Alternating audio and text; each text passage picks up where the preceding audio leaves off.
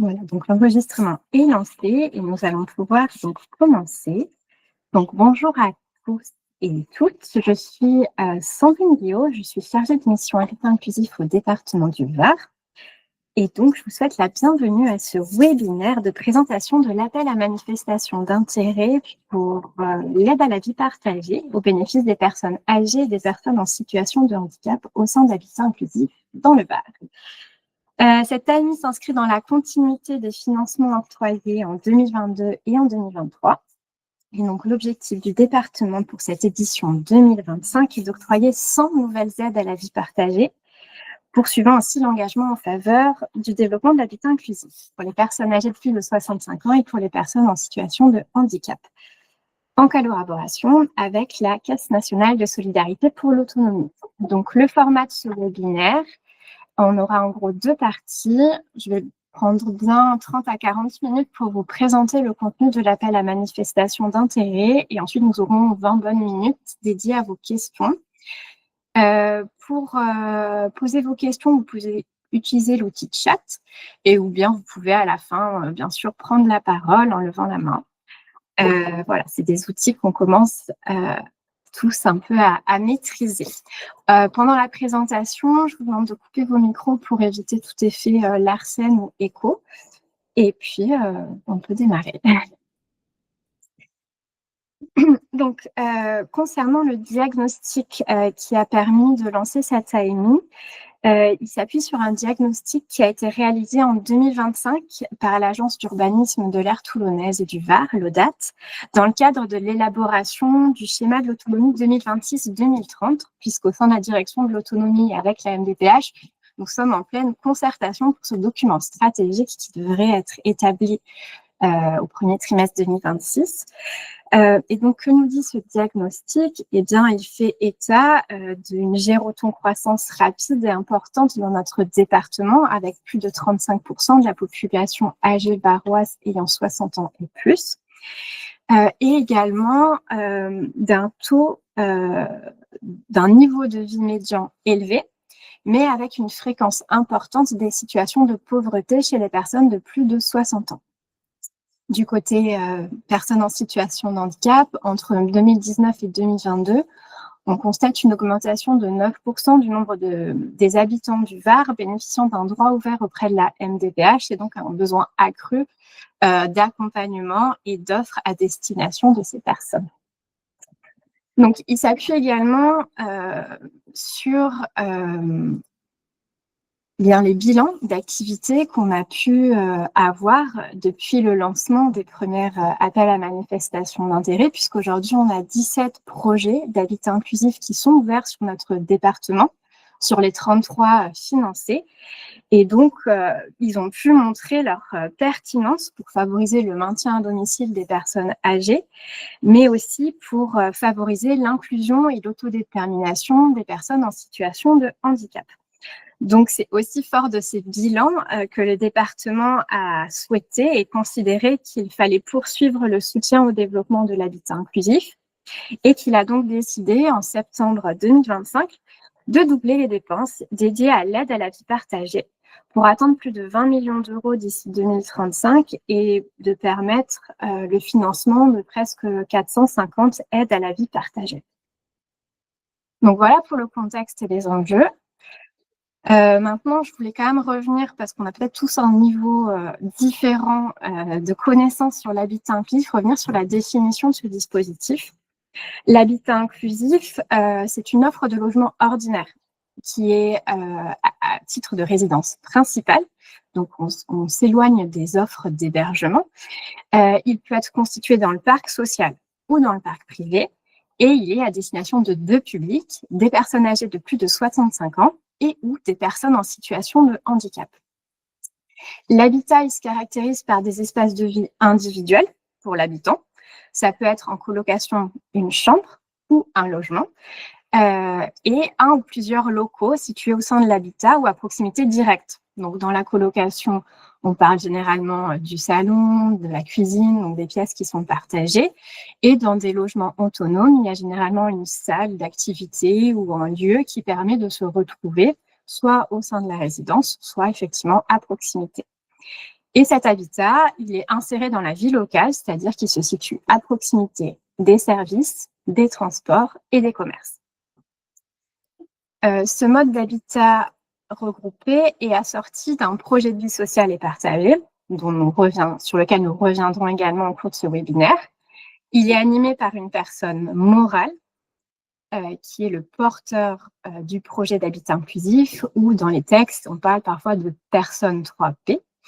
Et il est enfin à taille humaine pour permettre une participation effective des habitants.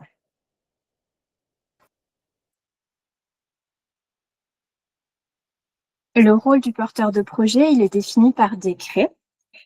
C'est lui, en fait, aujourd'hui, qui répond à cette AMI. C'est bien le porteur de projet d'habitat inclusif qui répond auprès du département et avec lequel nous conventionnons. Et donc, il a plusieurs missions qui consistent à élaborer avec les habitants le projet de vie sociale et partagé. Donc, il les accompagne dans cette démarche. Il anime et il régule la vie quotidienne de l'habitat inclusif. Il organise des partenariats avec l'ensemble des acteurs concourant à la mise en œuvre du projet de vie sociale et partagé. Il détermine avec les habitants les activités proposées au sein ou en dehors de l'habitat, donc selon et avec les publics auxquels l'habitat inclusif est destiné et selon leurs besoins. Il assure les relations avec le propriétaire, quand ce n'est pas la même entité, dans le cadre de l'utilisation et du fonctionnement du ou des locaux communs affectés au projet de vie sociale et partagé. La personne 3P, donc ce porteur de projet, il doit également s'assurer du libre choix des habitants concernant les prestations et les services qui ne peuvent pas conditionner à l'accès aux habitats inclusifs. C'est-à-dire que, très concrètement, il y a une dissociation entre le loyer et les charges que paye l'habitant au titre de la location, parce qu'on a très peu de projets en propriété, c'est possible, mais c'est vraiment un cas qu'aujourd'hui on n'a pas rencontré, et les éventuels services ou accompagnements qui doivent faire l'objet d'un contrat spécifique et qui ne peuvent du coup en aucun cas conditionner l'accès à l'habitat inclusif.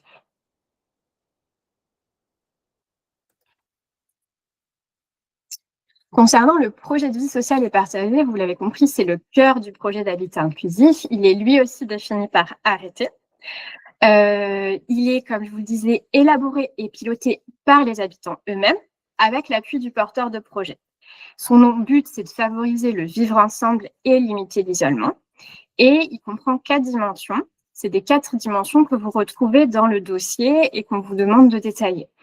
Donc, il concerne la veille et la sécurisation de la vie à domicile, le soutien à l'autonomie de la personne, le soutien à la convivialité, l'aide à la participation sociale et citoyenne. Concrètement, le projet de vie sociale et partagé, il va se formaliser dans une charte que les habitants conçoivent et ou acceptent en fonction du moment où ils arrivent dans l'habitat inclusif en entrant dans l'habitat.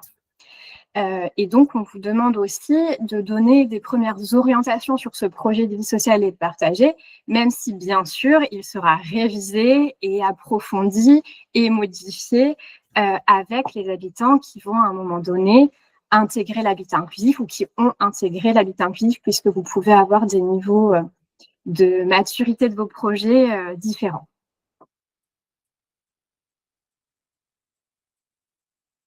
Alors, on a parlé de l'aide à la vie partagée, c'est quand même bien de rappeler ce que c'est et ses objectifs. Donc, pour ce faire, donc, tout est inscrit en fait dans le règlement départemental d'action sociale. C'est une aide individuelle qui existe dans notre département depuis 2022, qui est versée par le département du Var aux porteurs de projets. Donc, c'est une aide qui est dite indirecte, puisque l'habitant ne la voit pas sur son compte en banque, très concrètement. La décision est prise à titre individuel. Donc, Monsieur Dupuis habite dans l'habitat inclusif. Il reçoit une décision d'octroi de l'aide à la vie partagée, mais l'aide est bien versée aux porteurs de projets d'habitat inclusif. Donc, c'est un mécanisme aussi un peu complexe et qui demande des explications puisque la personne ne reçoit pas effectivement ses ressources en direct. Elle permet en fait de solvabiliser les habitants pour financer le projet de vie sociale et partagée. Et donc, très concrètement, elle finance les fonctions liées au partage de vie, au vivre ensemble, donc toutes les fonctions qu'assure le porteur de projet. C'est bien pour ça qu'elle lui est versée à lui. Elle ne finance en aucun cas l'accompagnement individuel de la personne pour les actes de la vie quotidienne. Le suivi individuel et la coordination médico-sociale restent liés à d'autres aides individuelles qui sont complémentaires à l'aide à la vie partagée quand cela est nécessaire. On pense notamment à la PCH et à l'APA. Donc, un habitant d'un habitat inclusif peut cumuler l'aide à la vie partagée et ses aides individuelles puisque ces deux aides ne financent pas le même accompagnement. Les fonctions éligibles à l'aide à la vie partagée, elles sont regroupées en 5 domaines. Et très concrètement, à la fin de chaque année, quand on fait les bilans d'activité, on demande aux porteurs de projets de nous justifier les dépenses liées à ces 5 domaines, que sont l'animation du projet de vie sociale et des temps partagés, la participation sociale des habitants, la citoyenneté et le pouvoir d'agir, la facilitation des liens entre les habitants et leur environnement proche, la coordination au sein de l'habitat des intervenants, hormis la coordination médico-sociale qui n'en fait pas partie, et l'interface technique et logistique des logements en lien avec le bailleur.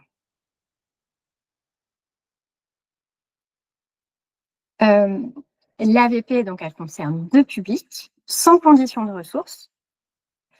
Les personnes en situation de handicap bénéficiant de droits ouverts à la MDPH ou d'une pension d'invalidité. Donc, c'est les justificatifs qui sont demandés aux porteurs de projets pour l'octroi de cette aide. Et puis, pour les personnes âgées, la seule condition, c'est d'avoir plus de 65 ans. Le montant de l'AVP, comme je vous l'ai dit, elle est versée directement à la personne morale, la personne 3P, le porteur de projet, qui est chargé du suivi et de l'animation du projet de vie sociale et partagée. Donc, vraiment, c'est vous qui répondez à cette AMI. Et son montant, il est maximum de 7 500 € par personne et par an. C'est un montant maximal. Donc, ce montant, il peut être modulé en fonction du budget du projet de vie sociale et partagée. Donc, vous verrez, on va en parler dans les pièces annexes au projet. On vous demande d'établir un budget, donc des dépenses prévisionnelles au titre de l'habitat inclusif, et puis du nombre de logements, notamment. Les dépenses éligibles, elles concernent exclusivement la mise en œuvre du projet de vie sociale et partagée. Et donc, l'aide à la vie partagée n'a pas vocation à financer des dépenses d'investissement, des impôts, taxes ou le travail des bénévoles de l'association qui porterait le projet, par exemple.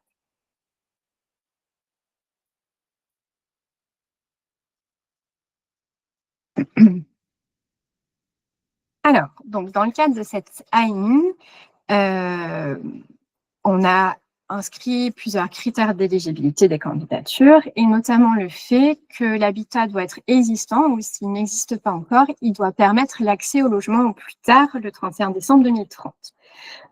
Très concrètement, ça veut dire quoi? Ça veut dire notamment que si vous n'avez pas d'adresse pour votre habitat inclusif aujourd'hui, on va avoir du mal à juger de la faisabilité pour vous de sortir le projet au 31 décembre 2030. Donc, c'est vrai que c'est une condition importante à remplir pour qu'on puisse juger de votre capacité à permettre aux habitants de rentrer dans l'habitat inclusif d'ici 5 ans.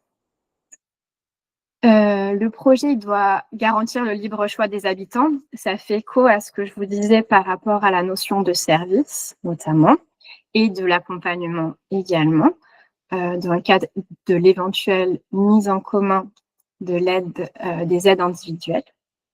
Puisque vous l'avez compris, l'aide à la vie partagée et les aides individuelles sont 2 choses différentes, mais dans un habitat inclusif, il nous arrive de pouvoir traiter des demandes de mutualisation de la APA ou de la PCH notamment. Et donc, il est important que dans le choix notamment du service qui va accompagner les personnes au titre de cette mutualisation, le libre choix soit garanti. Concrètement, on sera vigilant à ce que l'offre d'accompagnement individuel ne soit pas intégrée et imposée aux habitants.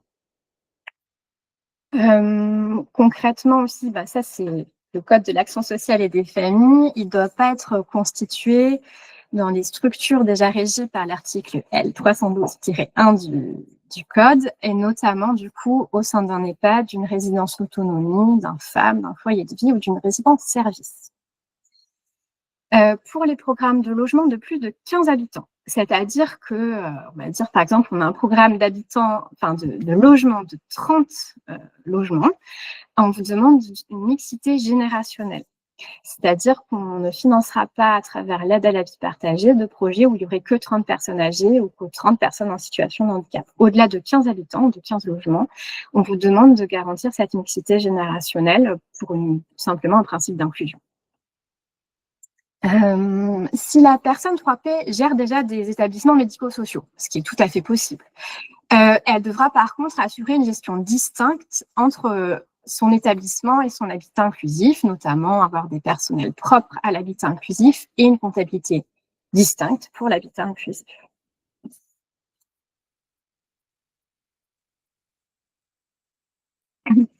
Donc, vous l'avez compris, cette AMI, c'est pour octroyer 100 nouvelles aides à la vie partagée. Et on a fixé un ratio prévisionnel de répartition dans l'octroi de cette aide d'1 tiers pour les personnes en situation de handicap et de 2 tiers pour les personnes âgées. Pourquoi cette répartition? C'est pas forcément que les personnes en situation de handicap ont moins besoin de cette aide que les personnes âgées. C'est qu'aujourd'hui, dans l'état actuel des projets qui sont financés, on a une disparité, on a beaucoup plus de projets destinés aux personnes en situation de handicap et donc le département souhaite rétablir cet équilibre pour qu'on ait à peu près le même nombre d'aides à la vie partagée permettant d'accéder à l'habitat inclusif pour les personnes âgées et pour les personnes en situation de handicap. On accordera une attention particulière aux priorités suivantes. Donc, c'est les priorités qui ont été fixées pour cette AMI. Répondre aux besoins des publics priorisés. Donc, cette année, on a priorisé des publics, les personnes âgées de plus de 65 ans, donc ça fait le lien avec le paragraphe plus haut, et prioritairement les publics précaires. Précaires, alors on n'a pas mis de niveau de ressources. Ce sera à vous éventuellement de nous justifier du coup quel est le niveau de leur niveau de ressources, en quoi vous considérez que ces personnes âgées sont précaires ou ont plus besoin du coup d'aide, d'accompagnement. On parle de précarité financière, mais aussi d'isolement social. Et bien sûr, et puis ensuite un deuxième point sur les publics en situation de handicap psychique. C'est des priorités, c'est-à-dire que même si vous ne rentrez pas forcément dans ces deux publics, vous pouvez répondre, c'est juste que nous, après, ça va nous permettre l'arbitrage. On a aussi, alors du coup j'ai mal mis les tirets, mais dans ces publics prioritaires, on a aussi les jeunes majeurs en situation de handicap ayant été accueillis à l'aide sociale à l'enfance. Donc ce qu'on appelle nous la double vulnérabilité, c'est-à-dire sortir d'un parcours de l'ASE et être en situation de handicap. On va regarder aussi l'implantation territoriale de vos projets. Donc ça, en gros, ça, ce sont les 22 communes dans lesquelles il y a déjà des projets d'habitat inclusif au sein du département, avec le nombre d'aides à la vie partagée qui sont déjà ouvertes, disponibles, enfin qui bénéficient déjà à des habitants dans le département. Donc, effectivement, on va regarder plus attentivement leur implantation et regarder si ce projet il s'inscrit déjà du coup dans une commune qui offre une possibilité d'accompagnement via l'aide à la vie partagée ou pas.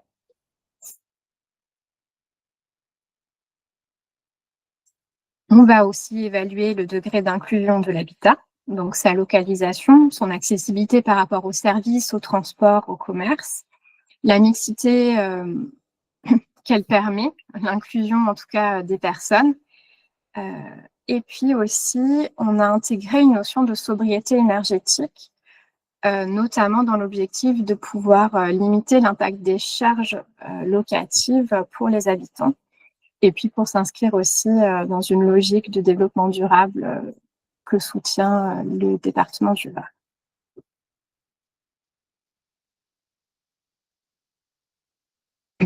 Donc, quand vous prenez le dossier de candidature, vous avez plusieurs, effectivement, documents, donc annexes à l'appel à manifestation d'intérêt. Vous avez le dossier de candidature. en annexe 1. En annexe 2, vous avez le budget prévisionnel du projet de vie sociale et partagé. Donc concrètement, ce budget prévisionnel, c'est les dépenses que vous allez dédier à l'accompagnement du projet de vie sociale et partagé. Ça peut comprendre notamment le poste d'un animateur coordinateur au sein de l'habitat et quelques autres dépenses, mais qui sont vraiment concernées par le projet de vie sociale et partagé. En gros, c'est ce qui va nous permettre de dire quel est le montant de l'aide qu'on va vous octroyer. Est-ce qu'on va aller sur un 7 500 € par an par habitant ou pas, voilà. Et ensuite, vous avez un deuxième budget, qui est le budget annuel de l'habitat inclusif, qui nous permet de voir en fait aussi comment va vivre votre habitat. En dehors de l'aide à la vie partagée, on va s'assurer que votre projet il est viable, c'est-à-dire notamment sur les loyers, les charges, d'autres ressources que vous pourrez avoir, que vous allez couvrir votre dépense globale à l'échelle du projet d'habitat inclusif. Et donc, c'est le budget qui concerne l'habitat au sens large et pas uniquement l'accompagnement des personnes pour le projet de vie sociale et partagée. Donc, dedans, vous allez mettre éventuellement vos amortissements, les loyers, les charges que vous percevez, puis les dépenses du coup liées à l'entretien de l'immeuble, par exemple.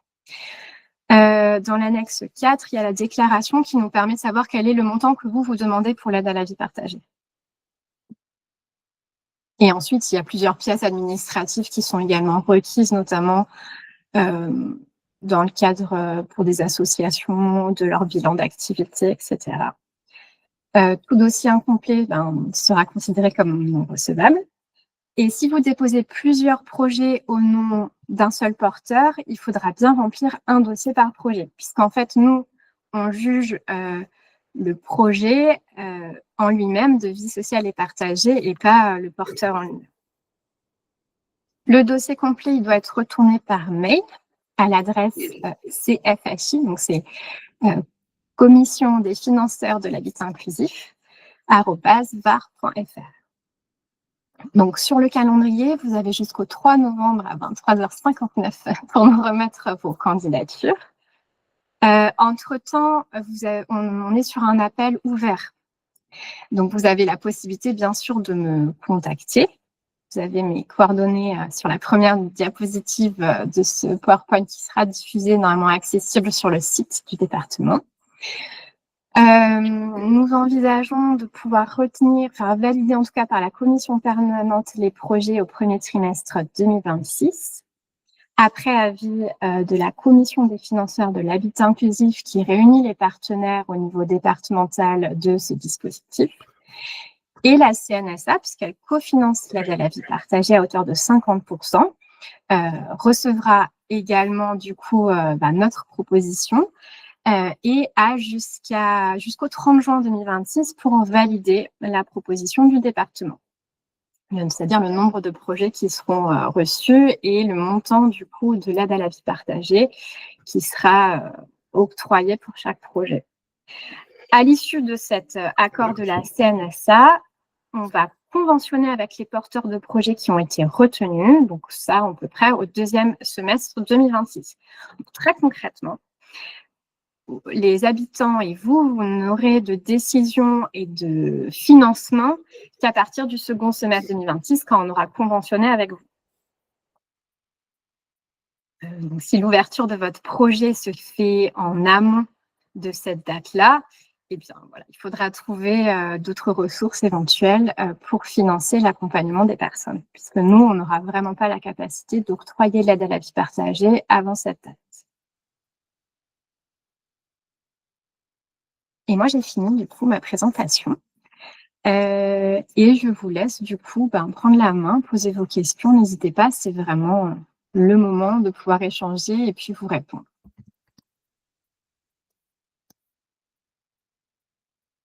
Oui, Monsieur de Razilly.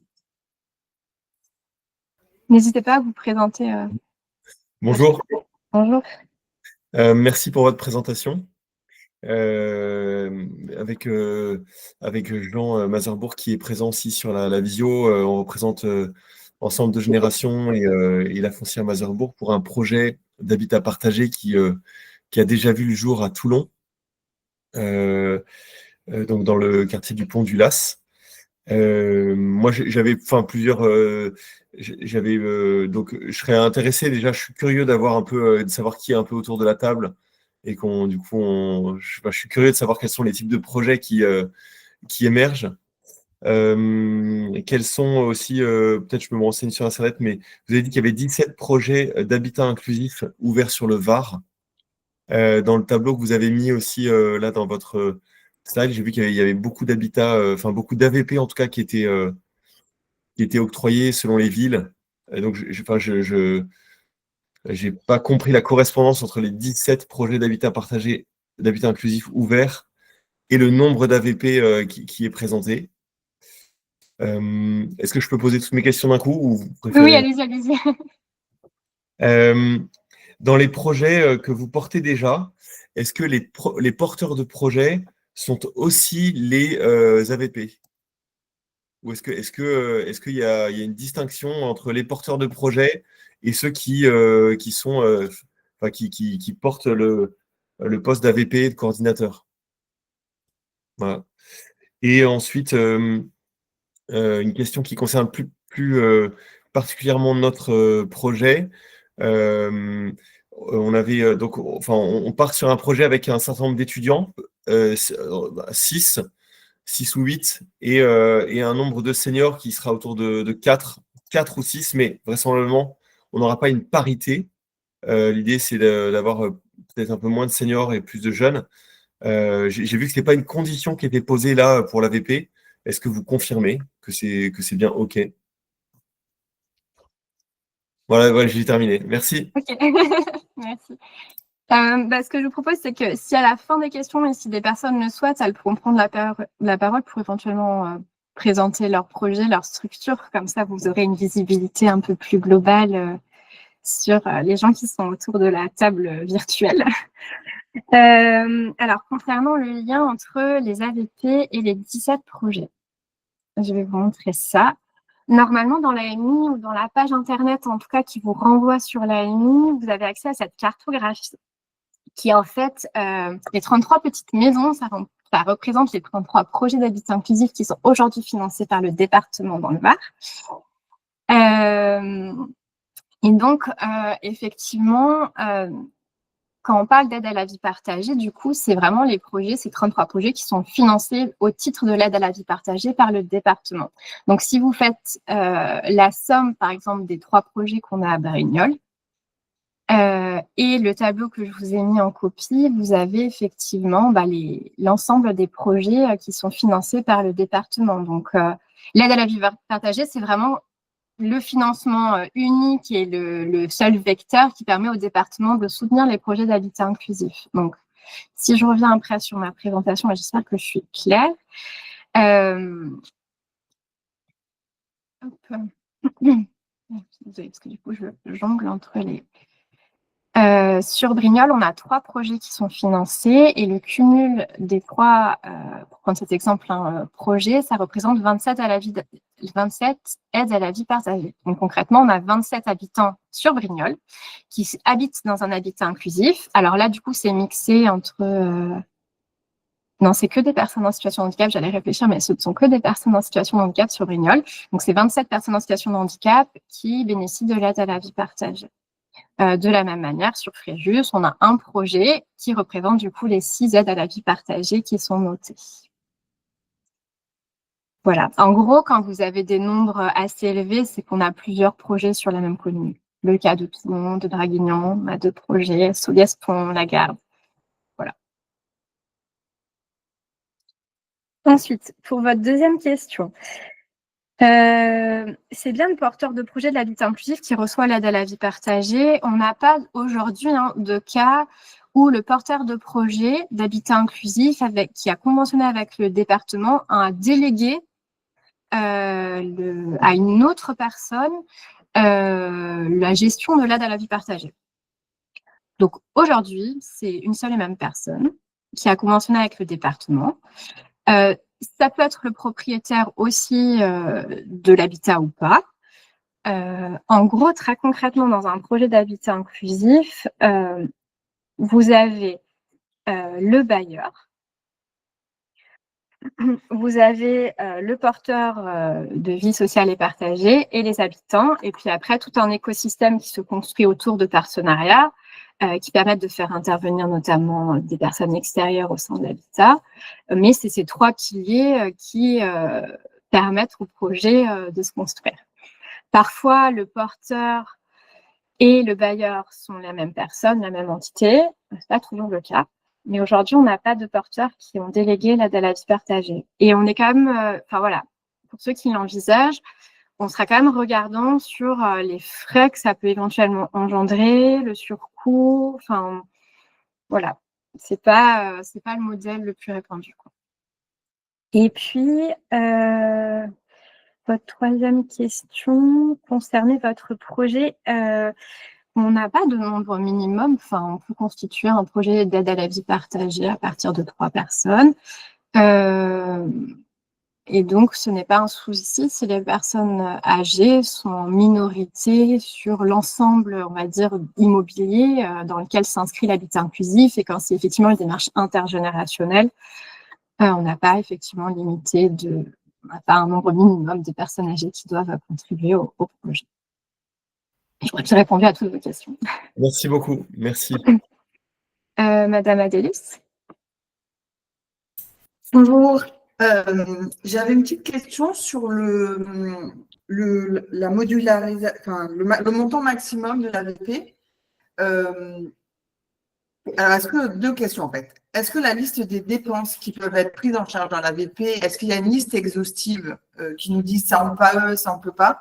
Par exemple, l'investissement, vous avez dit non, mais l'achat d'un véhicule, est-ce que ça rentre dans la catégorie investissement?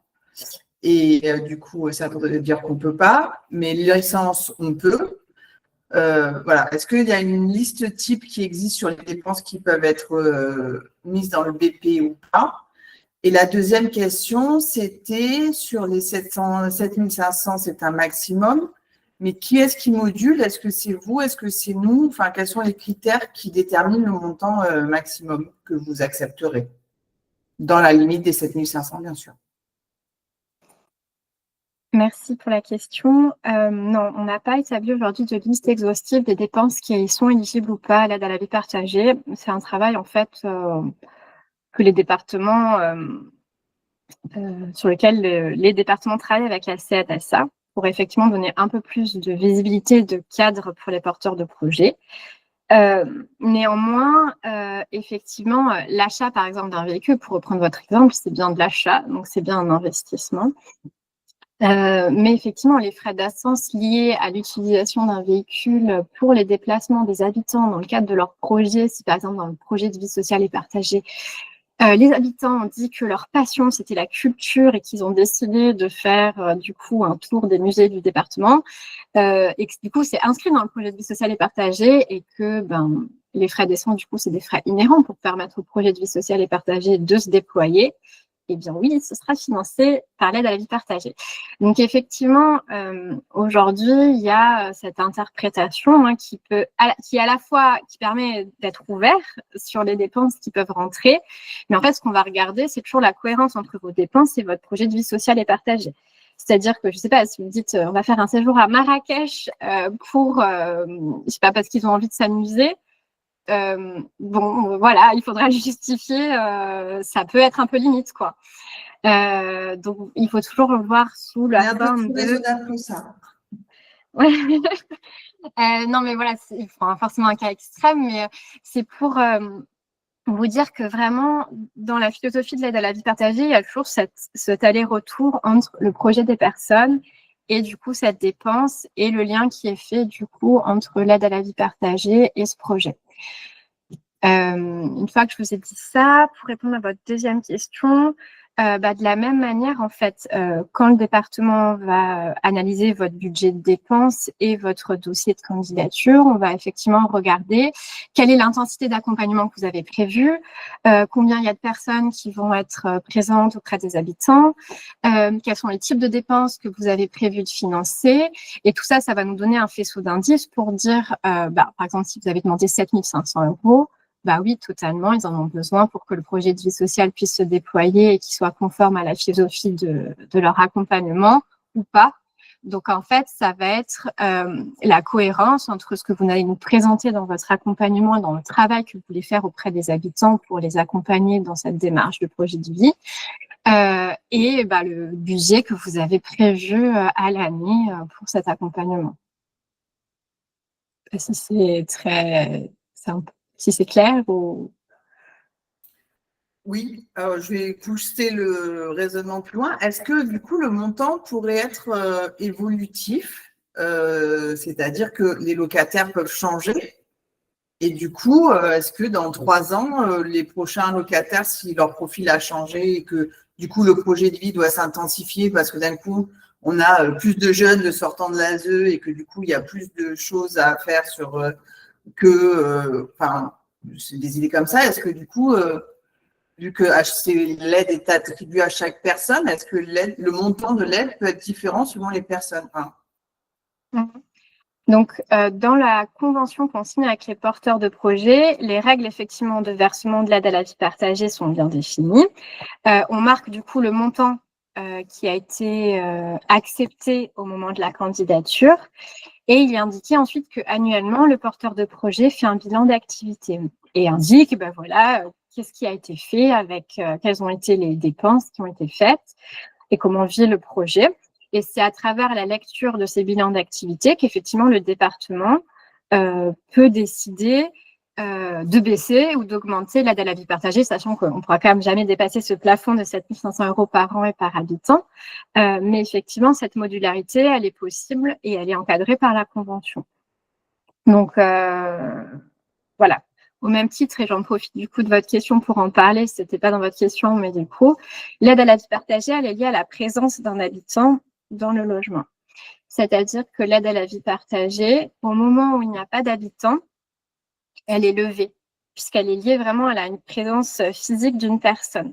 Donc, si à un moment donné, pendant 6 mois, vous n'avez pas d'habitant, il y aura une forme de récupération, en fait, par rapport au versement qu'on va vous faire annuellement sur ces 6 mois où il n'y a pas eu de personne, en fait, dans l'habitat inclusif. Je vous dis ça parce que ça vous demande, en tant que porteur, d'avoir un peu d'anticipation, éventuellement un peu de trésorerie, à la fois d'anticipation sur les candidatures d'avoir un vivier, en fait, de candidatures qui peuvent être reçues dans votre habitat inclusif pour limiter ces temps de vacances. Et puis aussi un peu de trésorerie, parce que votre poste d'animateur, vous n'allez pas le mettre au chômage technique, parce que si, supposons, vous avez 6 personnes, vous aurez toujours 5 personnes à accompagner au quotidien.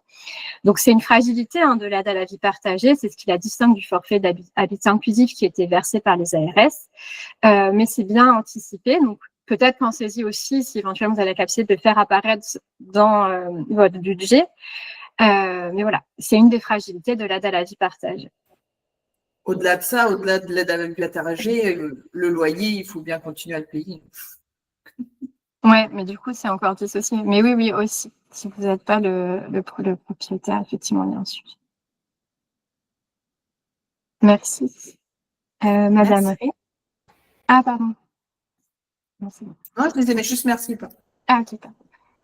J'ai une question très pratico-pratique. Donc, les pièces à compléter, elles sont à télécharger sur le site internet du département du Var en PDF.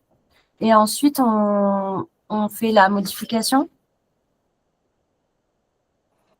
En fait, on va mettre à disposition, c'est une erreur dans la publication, on va le mettre en Word pour que vous puissiez le compléter. On me l'a signalé vendredi. Donc, normalement, aujourd'hui, vous devriez avoir le dossier en mode en Word pour que vous puissiez le compléter plus facilement. Dans la journée, alors sûrement. À l'instant T, il est encore en PDF. Oui, il me semble. Ok, super, merci. Et on vous le renvoie sur l'adresse mail. Oui, tout à fait. Merci.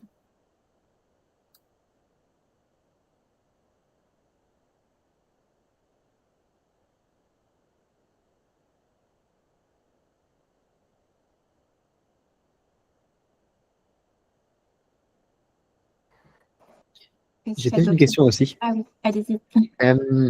Dans le cadre de l'habitat partagé, il est mention d'une salle dans laquelle puisse globalement se vivre cette vie partagée et le vivre ensemble. Il est aussi mentionné, je pense, que la salle peut ne pas être forcément sur le lieu, mais à proximité.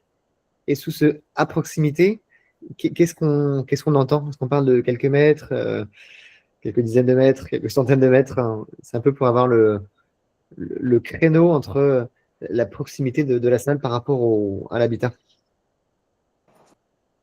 Donc, on n'a pas voulu tout réglementer, hein, pour quand même laisser un peu des champs ouverts par rapport à la situation de chaque projet. Après, il y a effectivement une question de bon sens, dans le sens qu'on ne va pas demander à des personnes âgées de marcher 1 heure pour aller à la salle qui est censée leur permettre de... Voilà. Donc, je n'ai pas de réponse figée, mais effectivement, en fait, c'est ça, c'est de se dire, est-ce que la salle, elle est accessible quotidiennement pour pouvoir réaliser les activités des personnes? Donc, la proximité, c'est quand même à l'échelle du quartier, voire de la rue, si ce n'est pas l'immeuble, en tout cas. Voilà, il faut que ce soit facile de pouvoir se retrouver pour partager et vivre ce projet de vie sociale et partagé. Bien sûr, dans les zones plus rurales du département, on regardera ça avec un peu d'attention. Mais il ne faut pas que ça devienne un frein à la participation et au projet de vie, quoi.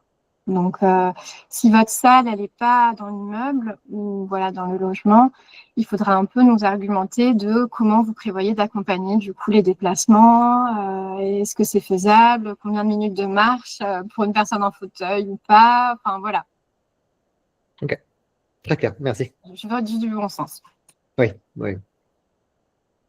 De la même manière, alors je vous le dis parce qu'on m'avait posé la question, parce qu'il y a déjà eu des personnes qui m'ont appelé, elles m'avaient demandé si le logement n'est pas accessible, est-ce que c'est un frein? Effectivement, dans le dossier, à un moment, on vous demande est-ce que votre logement il est accessible? Donc, de la même manière, on n'a pas défini il faut que ce soit aux normes UFR, enfin, on n'est pas allé dans les normes. Mais après, une fois de plus, c'est du bon sens. Si vous nous dites que votre projet, c'est une maison de village en centre-bourg qui fait 5 étages et que vous allez accueillir des personnes âgées qui vont potentiellement vieillir et perdre en autonomie, on va sûrement vous dire que c'est peut-être pas très, très réaliste sur l'accompagnement et le bien vieillir chez soi. Mais si, au contraire, vous êtes sur un rez-de-chaussée et qu'il y a 2 marches, enfin voilà, là on va vous dire bon ok, c'est pas la norme accessibilité telle qu'on peut l'avoir, mais c'est peut-être quelque chose qui peut s'accompagner, enfin voilà. Donc de la même manière sur cette notion d'accessibilité, c'est une fois de plus un peu d'argumentaire et d'explication. N'hésitez pas à nous mettre pas mal de détails pour que justement on puisse savoir les éléments pour juger et pas avoir cette vision très rigoriste de dire c'est pas la norme, ça rentre pas, mais qu'on puisse du coup comprendre votre démarche et bien voir que vous, dans votre démarche de porteur de projet, vous accompagnez aussi tout ça. Voilà.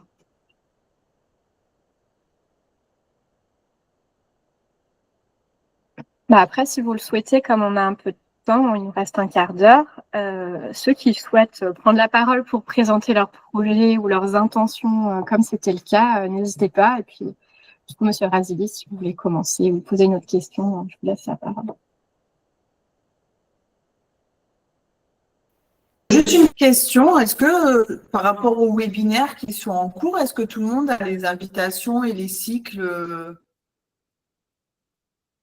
sur les thématiques?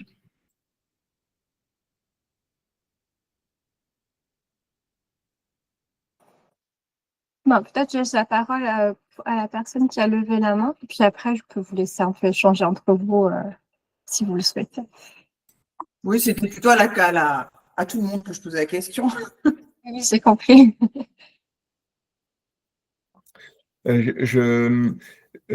Concernant, je rebondis un peu sur la question de Jean sur la salle commune. Quand on pose un dossier AVP, bon, si tout n'est pas au niveau du bâti, des logements, etc., tout n'est pas finalisé, si j'ai bien compris, on a jusqu'à 2030 pour avoir finalisé l'ensemble du projet et donc on a un délai pour avoir terminé les travaux nécessaires. Vous avez jusqu'au 31 décembre 2030 pour demander l'aide à la vie partagée. C'est-à-dire que du coup, vous considérez effectivement que toutes les conditions sont réunies pour permettre au projet de vie sociale et partagé de se déployer. Après, dans la vraie vie, on sait que, notamment des projets de construction, il y a souvent des aléas. Pour vous dire sur ce qu'on a vécu, ça nous est déjà arrivé de phaser du coup le projet de vie sociale et partagé et de se dire, il va y avoir, par exemple, 4 habitants qui vont rentrer et donc avec ces premiers habitants, on peut déjà commencer à faire un projet de vie sociale et partagé, on recrute déjà un animateur, peut-être qu'à temps partiel, et du coup, on va travailler avec eux, déjà, parce qu'ils sont là. Et puis, dans une deuxième phase, mais c'est le même projet, hein, il va y avoir 6 personnes en plus qui vont arriver. Et là, du coup, on va monter en charge. On va vous demander 6 aides à la vie partagée supplémentaires. On va recruter quelqu'un à temps plein cette fois. Donc, vous voyez, il y a ce calibrage qui est possible dans la vie. Et après, sur plus le bâti, c'est sûr que si aujourd'hui, vous n'avez pas la salle, va falloir nous expliquer si vous voulez tout de suite demander l'aide à la vie partagée, comment vous allez gérer cette phase de transition. Est-ce que du coup vous allez, je sais pas, demander à une résidence autonomie qui est à côté de mutualiser une salle. Donc il peut y avoir plusieurs transitions. Parfois c'est pas un frein du coup à l'octroi dès à présent de l'aide à la vie partagée. Parfois on va vous dire si vraiment vous n'avez pas de salle et que du coup c'est compliqué pour vous de réunir les habitants, on va se poser la question de savoir si c'est pertinent du coup de vous verser tout de suite l'aide à la vie partagée ou s'il vaut mieux attendre du coup d'avoir cette salle pour permettre d'avoir les ressources, les moyens et de répondre vraiment du coup aux différentes fonctions que doit mener le porteur de projet. Merci beaucoup.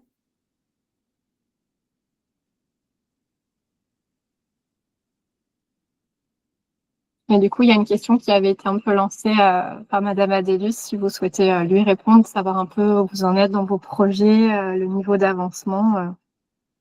C'est aussi l'occasion d'échanger entre vous si vous le souhaitez.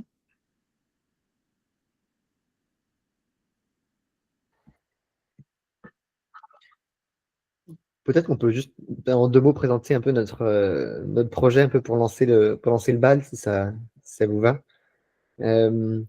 Mais du coup, nous, avec François de Razy, on lance un peu de manière conjointe un habitat partagé dans Toulon, qui est déjà à moitié rempli.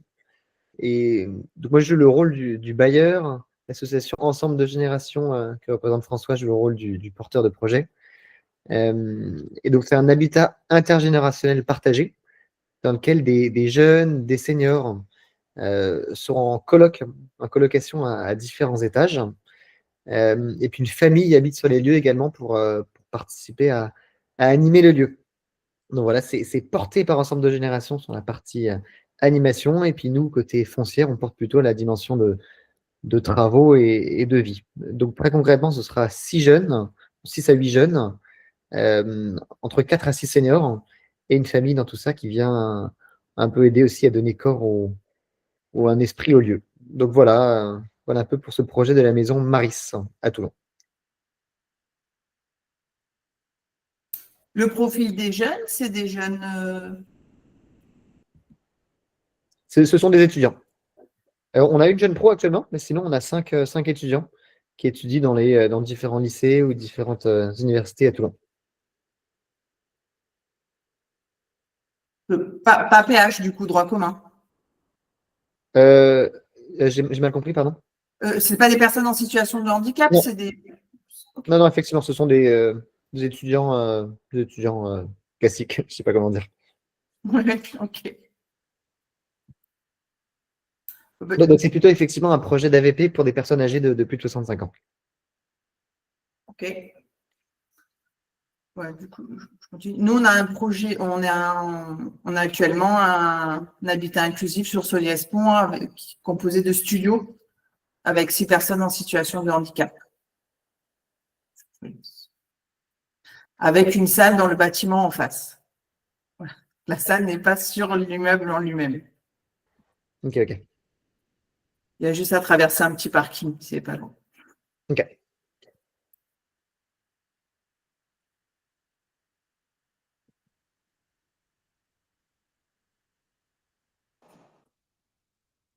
Et s'il n'y en a pas d'autres qui veulent s'exprimer ou échanger, je vous remercie du coup pour votre participation. et votre intérêt du coup pour ce dispositif. Pour rappel, la date limite du coup de dépôt de candidature, c'est le 3 novembre. D'ici là, je vais revenir peut-être sur mes coordonnées. Vous avez la possibilité de me contacter. Et puis du coup, bonne continuation dans ce travail d'écriture et puis au plaisir de lire du coup vos projets. Merci à tous. Merci beaucoup. Merci beaucoup. Bonne Bonne journée. journée. Merci journée. beaucoup, Sandrine. À bientôt. Merci Au beaucoup. revoir. Au revoir.